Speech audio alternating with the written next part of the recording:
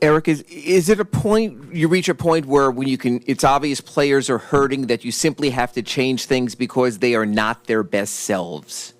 Kyle, Jimmy, others maybe who are dealing. No, look, we're not going to make any kind of deflection or any kind of excuse. Boston beat us tonight, and let's be clear about that. There's guys that are far from 100% on both sides, and that's why this is, just intense competition. It's playoff basketball. Even as poorly as we played offensively, we still were able to compete, defensively and hold them under 100. For the most part this season, when we've been able to keep teams under 100, we've been extremely successful. Sometimes that just happens. I would say for 3/4 of the game, or at least close to 3/4 of the game, I really liked a lot of the execution and the looks we were getting. We missed, a lot of open threes, and some other shots, either around the basket or in the circle, at the rim that we normally make.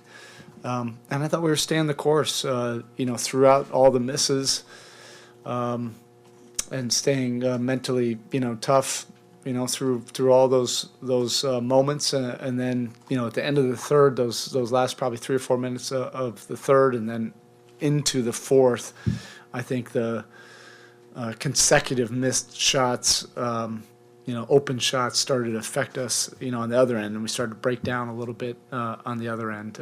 But we just have to stay the course, even as disappointing and as frustrating as this game, can be. We get on to Boston and come together and just figure that one out and come back here on the 29th. Against a really good Celtics defense that has so many good defenders and it's kind of sagging guys into the paint. How tough is it to find that fine line between not settling for the outside shot but also not trying to force anything inside? I thought, like I said, we did a pretty good job. I thought, our ability to generate the looks that we're accustomed to getting was arguably, maybe the best of the series, through 2.5 quarters of it. And then just the consecutive misses of open shots, I think affected us a little bit. I'll have to see. I think those open threes are the shots that we've made all year long. So that, our guys are ignitable. You just see it, 2 or 3 of those go, all of a sudden our guys feel like that's 10 in a row. And that can turn, in a hurry. It didn't tonight.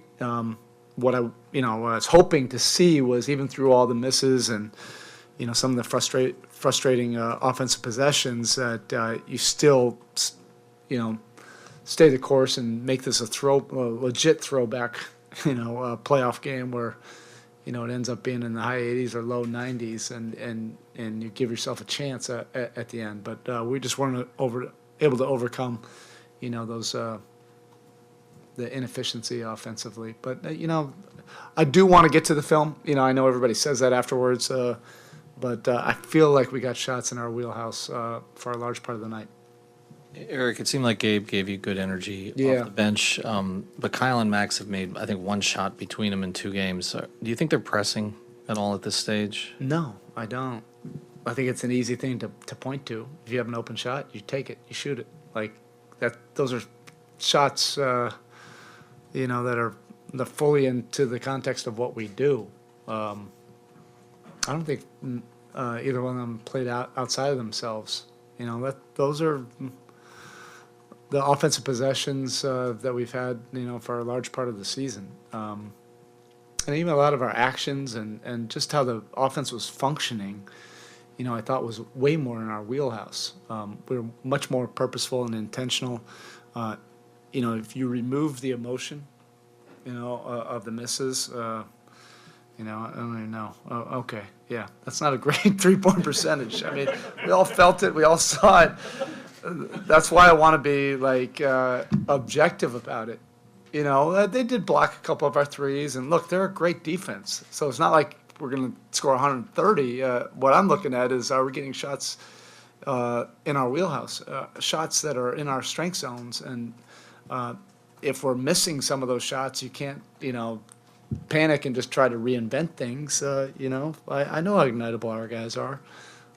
That can turn in a hurry, particularly on the road. Ethan mentioned Gabe, and a lot of those guys are applying a lot of ball pressure, and you're trying to force turnovers. It seemed like you're getting those turnovers in the first half. In the second half, Boston, is it as simple as Boston cleaning it up and not giving you those live ball turnovers, or is it something else? Yeah, again, Coop, I don't know if it's realistic to hold them to 79. In the playoffs, if you're holding them to 93, you think that, hold them under 100, you got a great chance to win it at home. Yes, there were some breakdowns defensively. I think the breakdowns happened, in the fourth quarter, just after a lot of frustrating, misses and shots that we're normally used to seeing go down. I think that probably affected us a little bit, but those are in the margins. I think defensively we did enough, certainly, in a playoff game to put ourselves in a position to win. We also had probably 4 or 5 deflections, hands on it. We're there. We're used to seeing those, turn into steals and somehow, a cloud of dust, and they ended up with it and would hit a big one after that. There's just some really unfortunate bounces and things that led to baskets after a deflection. Even when Boston had their 2 bigs out there, you went small when Bam wasn't in the game. What did you see that kind of got you to go that way, and how did you think that those lineups fared tonight? Yeah, I thought it was good. And I thought I thought we were executing with purpose, with intention. It's not all perfect. We had some turnovers along the way, at key times when we had leads that possibly we could have pushed it a little bit further along. But again, I do think that we did get some open looks and shots that are in our offense, which is tough to generate against a really good defense, and tougher, to generate the further you go along in the playoffs. But open looks are things that we'll continue to build on. How's the locker room right now? This is the first time this group has been in this situation. Yeah, you gotta enjoy this. You do. Every time you're going to have, if you want to break through and punch a ticket to the finals, you're gonna have to do some ridiculously tough stuff. And getting on to Boston and figuring that out collectively,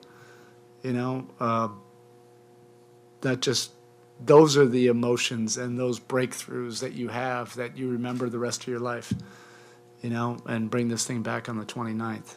That's all we talked about in there. Spo, you mentioned several times in the last few days, at this stage in a series, everybody's dealing with something. Specific to Jimmy, how much do you think his knee issue is impacting the way he's been able to play in these last couple of games? We're not making excuses for anything. We're not deflecting anything. We're not making excuses for it. We lost the game today. We had a tough loss in Boston. We're still alive. We got an opportunity to play in front of a great crowd. And an opportunity, to make a memory that you'll remember for a long time. That's all we're thinking about right now. And we have the kind of warriors that are going to tape up, brace up, do whatever we got to do to get ready for the next one, and just embrace and enjoy that competition. Hey, Spo.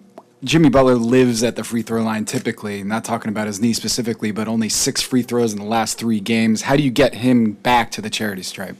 Yeah, I think he had some really good, clean looks. And the way they're playing him, he might not be able to just, barrel down there and create a bunch of contact.